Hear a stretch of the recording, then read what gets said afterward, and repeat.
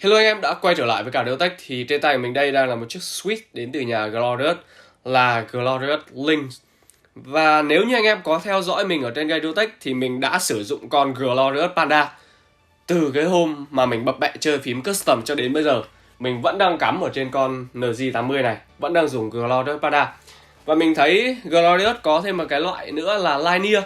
Mình cũng không phải là dân chơi hệ Linear, nhưng mình chỉ muốn mua về test thử xem cái Switch này nó có khác gì không, hay mình muốn đổi gió qua hệ Linear xem nó như nào.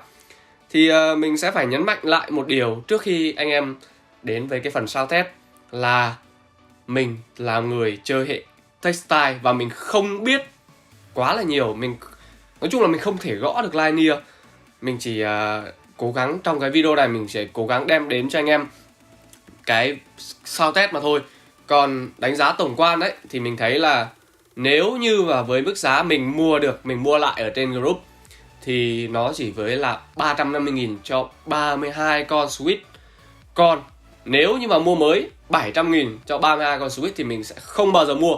Nhưng với 350.000 thì mình thấy là nó đáng tiền. Và chắc chắn, mình khẳng định chắc chắn một điều là kể cả Glorious Panda hay là Glorious Link này mà anh em mua về chắc chắn sẽ phải lúc, chứ không là nó ping cho lòi kèn ra luôn. Ok, vậy thì đến với intro, sau đó sẽ là sao test cho anh em nhé.